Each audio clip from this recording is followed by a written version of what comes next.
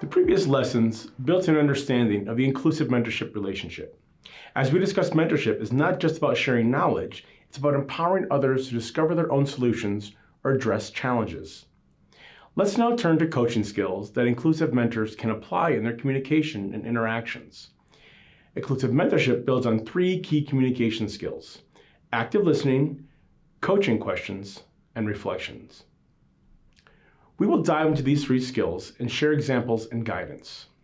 The first one, active listening, involves asking thoughtful, open-ended questions that invite deeper reflection. It encourages the person who is sharing to explore their thoughts and goals. Active listening is a key communication element and foundation for inclusive mentoring. Listening builds an understanding of different perspectives and others' thinking. It's not just about hearing the words, it's about truly understanding and connecting with your mentee. A tenet of active listening is to focus on the speaker and their experiences and to connect with them. The power of active listening allows mentees to feel that their experiences are important and that they have a space to share. Here, we explore what active listening looks like in a mentorship relationship. In an academic or research setting, we focus on learning how to present and talk about our work, but not on usually how to listen. Active listening means that we fully focus on, understand, and respond to the person speaking. It's not about waiting for your turn to speak or formulate an answer. It's about genuinely absorbing what the other person is saying. Active listening is important in any setting, including the field. This graphic summarizes the different steps of active listening, including paying attention, withholding judgment, reflecting, clarifying, summarizing, and sharing back. Let's unpack these a bit. Nonverbal cues are powerful indicators of active listening. A person who nods, maintains eye contact, and adopts an open posture signals engagement. So we encourage both mentors and mentees to put their phones to their side, to close their computers, avoid multitasking, and to focus fully on the conversation. In other words, to pay attention. As a person who is sharing, it's crucial to feel that the listener is engaged. This creates a sense of trust and openness. While listening, it is important to withhold judgment. Refrain from posing immediate questions when they come up, and just genuinely listen. This can be difficult, because for many of us, we feel compelled to jump in and start problem solving. But it is far more powerful and critical to hold back and actively listen. Once you listen carefully, you can ask questions. If there's something you didn't understand, ask for clarification. You could ask, "Can you say more about what you mean?" Or, "How did that make you feel?" Asking open-ended, follow-up questions not only clarifies, but it conveys empathy. It is really only at this point, as a listener, that you reflect back and summarize what you heard. Reflection is a key component of active listening. It involves paraphrasing what the person who spoke said to you to ensure you've understood correctly. During this step, you share back what you understood the other person said. For example, you might say, "I heard you say that decision-making process in the field causes stress for you." Now we would try a little exercise and put this in practice. Start by finding a colleague, friend, family member. Ask them a question and practice active listening. This can be about the research, perhaps something not work-related like summer plans. Make sure you also pay attention to your nonverbal cues. Afterward, reflect on how it felt for you as a listener and ask the person you listened to how they felt. If you had a chance to try it out, you may have found it awkward. The process of active listening is counterintuitive in a professional setting. We are trained to problem solve and to immediately go to interpretations and solutions. But this is an important connection-building strategy that facilitates genuine connections and insights into the other person's thinking. There's a quote from the poet and civil rights activist, Maya Angelou, that summarizes the impact of active listening really well. She said, "People will forget about what you said, but will remember how you made them feel." This is highly relevant to our topic because the art of active listening empowers the person who is sharing and validates that they and their thoughts matter. Now that we have built an understanding of the importance and process of active listening, the next step in the coaching process focuses on asking questions. Coaching is about asking the right questions to guide your mentee in finding their own answers and insights. Asking thoughtful questions will empower the mentee. While coaching is often guided by the mentor, the mentee is an active participant in the process. Rather than the mentor telling the mentee what they would do in their situation, it's important to hold space for conversations and collaborative problem solving. This provides the mentee freedom to figure out their own style and how to approach challenges. There are 3 types of questions in the coaching conversation: open-ended questions, clarifying questions, and insightful questions. Let's explore when to use these different question styles. Open-ended questions invite the mentees to explore their thoughts and articulate their ideas more fully or describe the problem in detail. When coaching a mentee who is experiencing a challenging situation, use open-ended questions to allow them to describe the situation in detail and with as much context and background as possible. Open-ended questions are powerful tools for encouraging reflection and fostering creativity. Instead of simply asking yes or no questions, try prompts like, describe what led to the situation, or why do you think that happened? It's important to follow up with clarifying questions. Clarifying questions promote better communication and ensure that everyone is on the same page. They help mentors gain a clearer understanding of their mentees' thoughts or intentions and guide mentees to characterize and organize their thoughts. If something is unclear, you may ask, can you elaborate on that? Or can you give me an example? Or maybe when you say blank, what does that mean?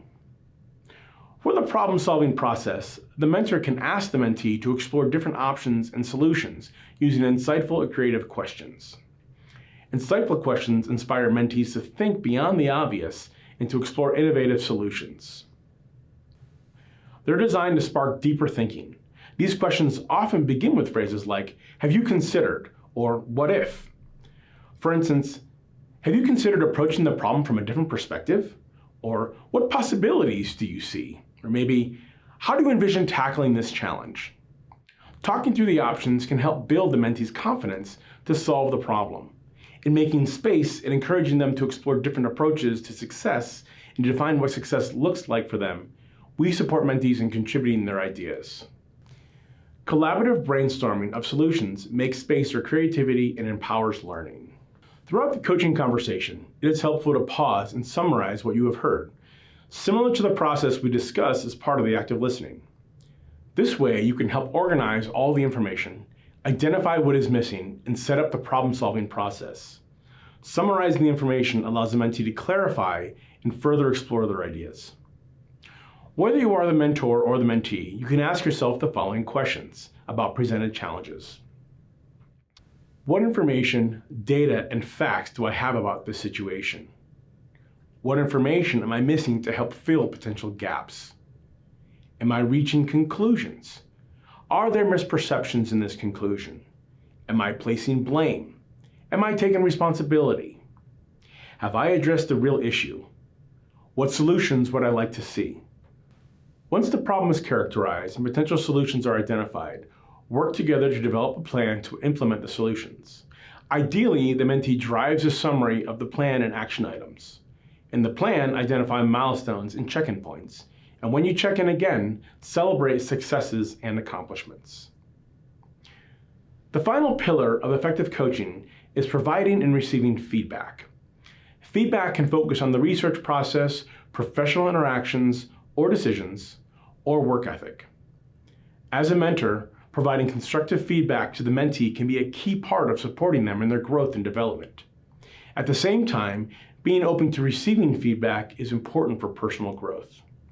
Providing constructive feedback can be challenging, but it is rewarding. You can help your mentee learn from their mistakes and grow into a confident and capable researcher.